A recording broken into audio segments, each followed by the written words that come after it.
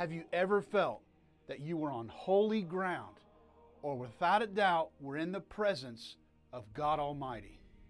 There are few places on earth that will make you feel more like that than St. Patrick's Cathedral in Dublin, Ireland.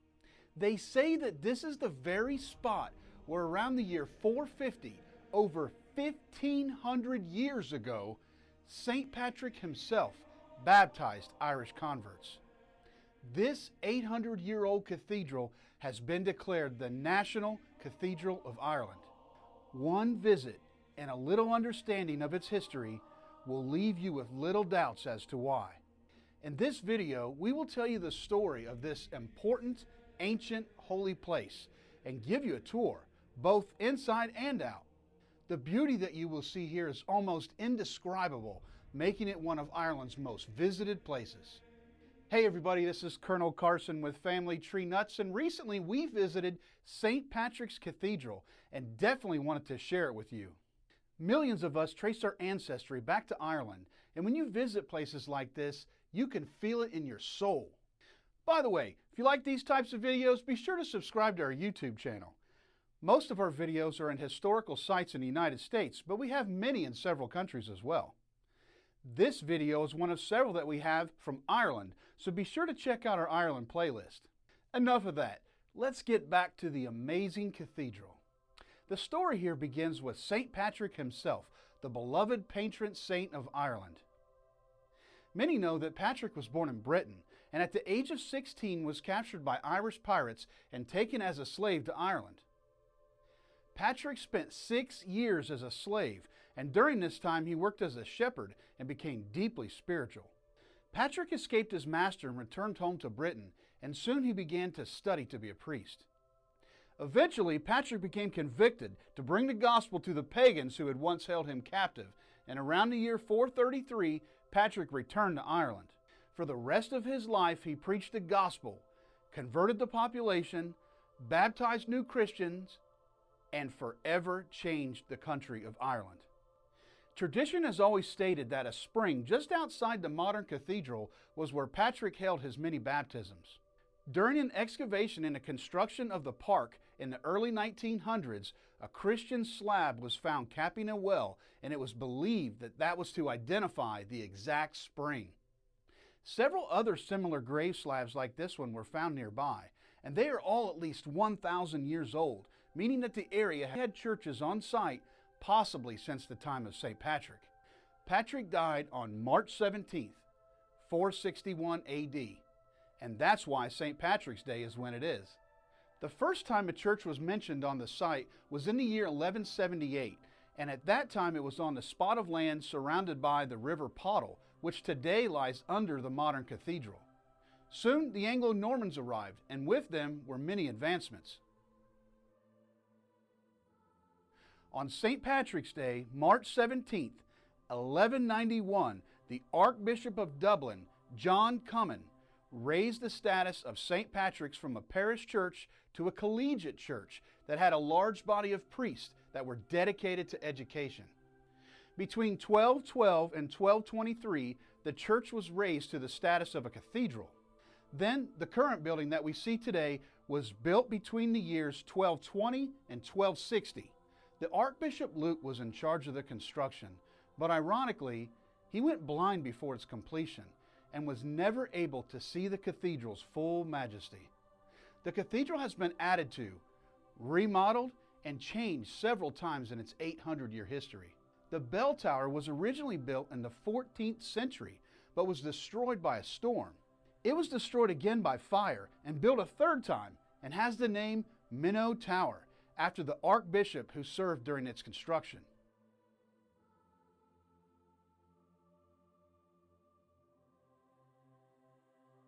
In the mid-1800s, the cathedral had fallen into a terrible state, and it was even estimated that it would be less expensive to demolish the building and rebuild it.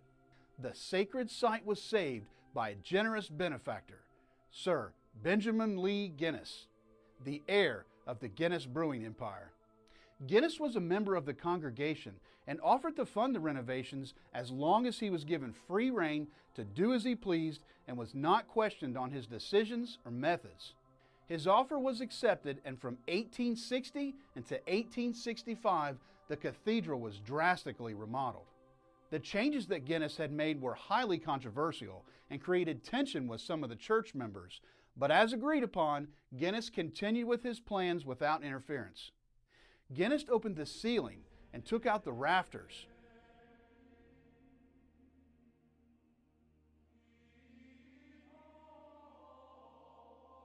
Put in stained glass windows.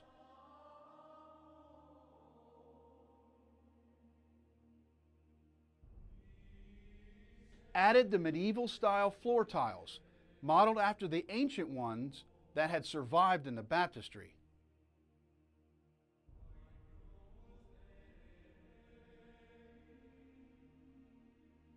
He opened the rooms into one open area and took away the screens that separated the altar area from the congregation.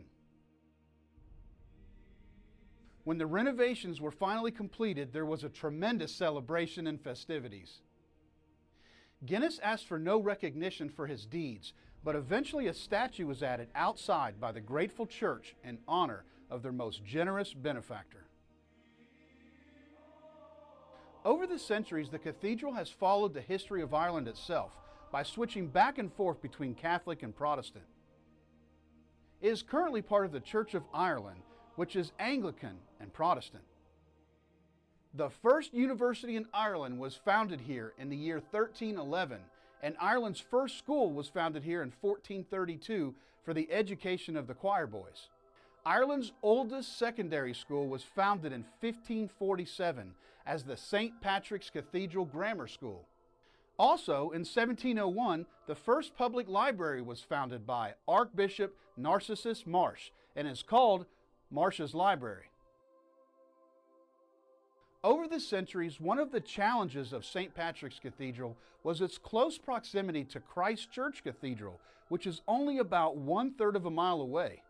When the churches were built, Christ Church was inside the city walls and fell under the city's jurisdiction, but St. Patrick's was outside the city walls and did not fall under the city's hand. Like St. Patrick's, Christ Church Cathedral changed its denomination over the centuries, but is currently part of the Church of Ireland, or Protestant denomination. Both cathedrals are extremely important to Dublin and to Ireland. While St. Patrick's Cathedral has been declared the National Cathedral of the Church of Ireland, Christ Church Cathedral has been declared the Diocesan Cathedral for Dublin and Glendalough. Now that we have discussed some basic history of St. Patrick's Cathedral, let's begin our tour. We enter from the south porch and we look to the right and we can see the statue of Sir Benjamin Lee Guinness. As we enter, we pay our small fee and can begin our self-guided tour.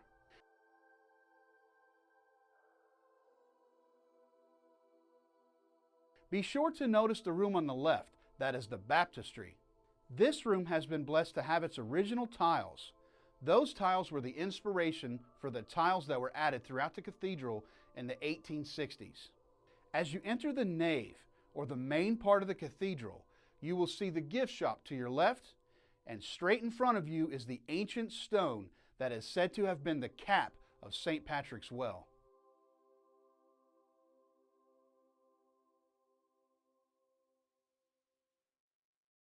Anyone with Irish ancestry should get a little chill seeing this ancient stone.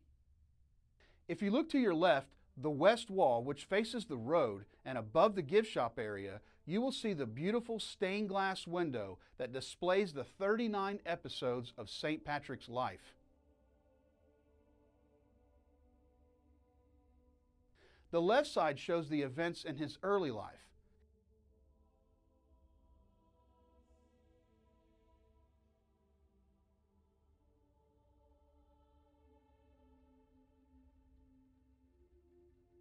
The right side shows his return home from slavery and training as a priest.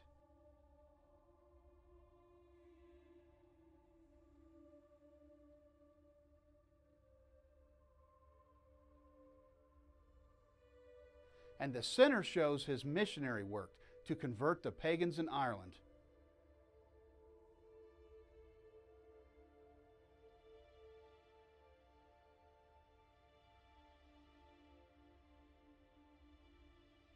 Near here is the entrance to the bell tower and the restrooms. You are free to wander around the cathedral as you choose, but you will notice the main shape of the building is that of a cross. This is quite common with medieval churches all over the world. Notice the exquisite tiles and the sheer size of this magnificent holy place.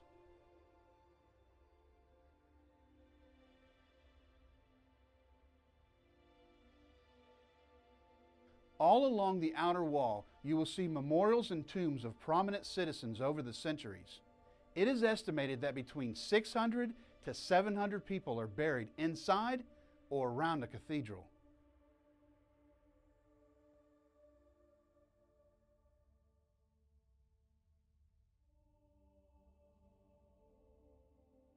The largest monument in the cathedral is the Boyle Monument, which was built in 1632 by the first Earl of Cork, Richard Boyle, in honor of his wife Catherine. It displays 4 generations of her family, with the top being Catherine's grandfather, Robert Weston, who was the Dean of the Cathedral and Lord Chancellor of Ireland. The small child is said to be Richard and Catherine's son Robert, who developed a scientific breakthrough called Boyle's Law, and he is often referred to as the father of modern chemistry. As you move to the front of the cathedral, you will see a display holding a medieval door with a hole cut in the middle of it. This door is called the Door of Reconciliation and has an exciting story. In 1492, the Butlers of Ormond and the Fitzgeralds of Kildare were in a fierce feud that turned into a battle. Facing defeat, the Butlers retreated and entered St. Patrick's Cathedral and claimed sanctuary. The Fitzgeralds pursued the Butlers and found them hiding in the chapter room. The two families argued and negotiated for hours, shouting through the door. The Fitzgeralds suggested a truce and were willing to let the Butlers return home, but the Butlers felt it was a trick and remained in their fortified room. The leader of the Fitzgeralds, Gerald Fitzgerald, wanted to prove that it wasn't a trick, and he cut a hole in the door. He then stuck his arm in the hole and gave the Butlers 2 options. They could cut off his arm or shake his hand in peace. The Butlers shook his hand and the conflict was ended. This story is where the Irish phrase, "to chance your arm," comes from, which simply means to take a chance or a risk.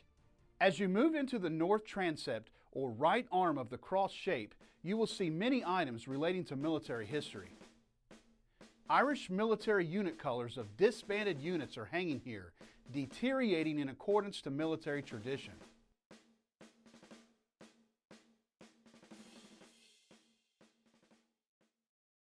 Here we will also see the carved stone spiral staircase that leads to the organ loft, which contains 4,000 pipes.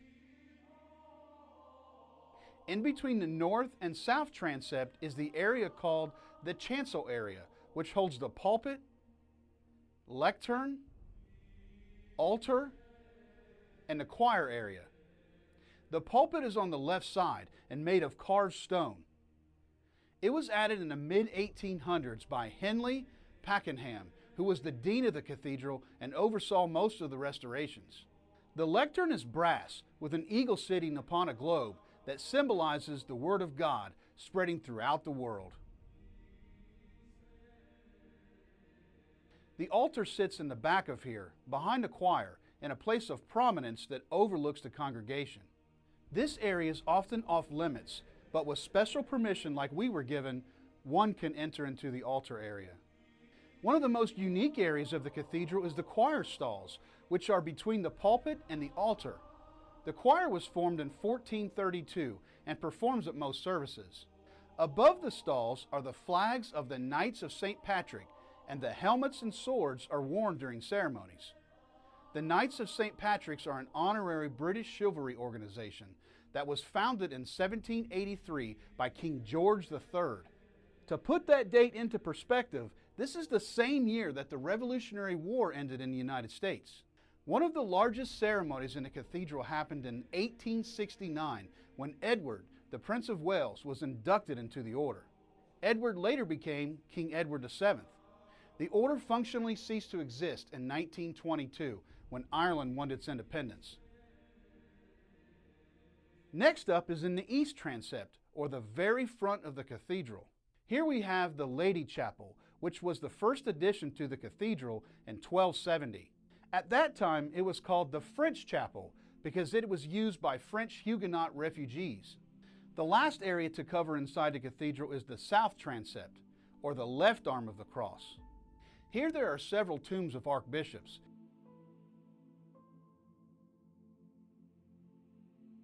including the most famous, Jonathan Swift. Swift was dedicated to education and was an author who penned many works, such as the classic book Gulliver's Travels. Also in the west transept is the two statues of St. Patrick, one of which very little is known about, except that the parts have been taken from three other statues to form this one. The head was taken from a statue from the 17th century. The body was taken from a statue of an archbishop from the 13th century. And the base was taken from a pulpit from the 19th century. This brings us to the end of the inside tour of the cathedral, and now it's time to explore the outside. But before you leave, I highly encourage you say a little prayer, or at least bow your head in reverence.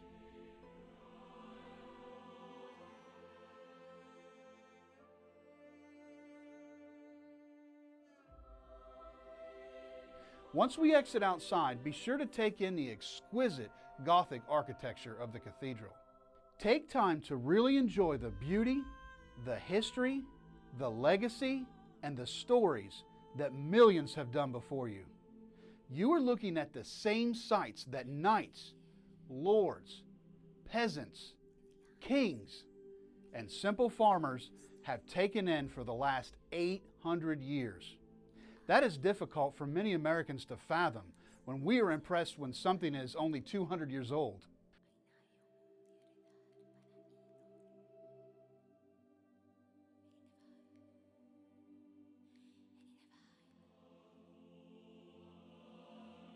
Don't forget to see the amazing cemetery with the Celtic crosses that lies on the south side of the cathedral.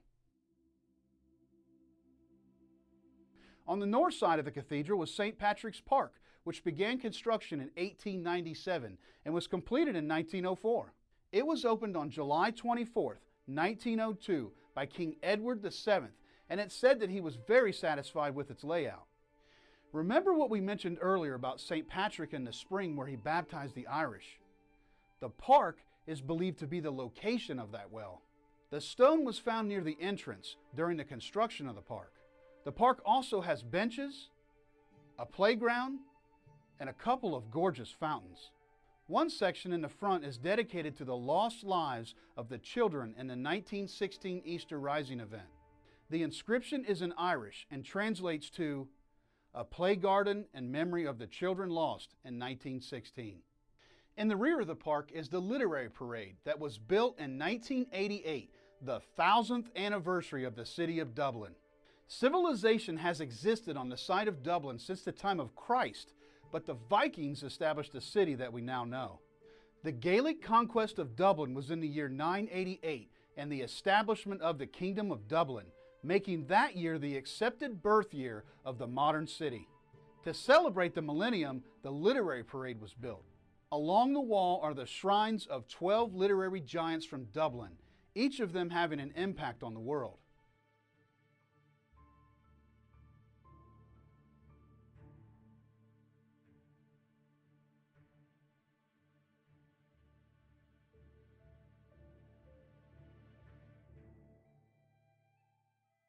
This concludes our adventure of exploring the history and the site of St. Patrick's Cathedral. It is estimated that over 400,000 visitors travel here each year, and their entry fees and small donations are what keeps the daily preservation up to date. We hope that you have enjoyed this video, and I'm really curious what your favorite thing about the cathedral is. Be sure to leave us a comment below telling us the first thing that comes to your mind. It's truly been an honor to help tell the story of St. Patrick's Cathedral. And remember, family tree nuts, let our nuts find the nuts in your family tree.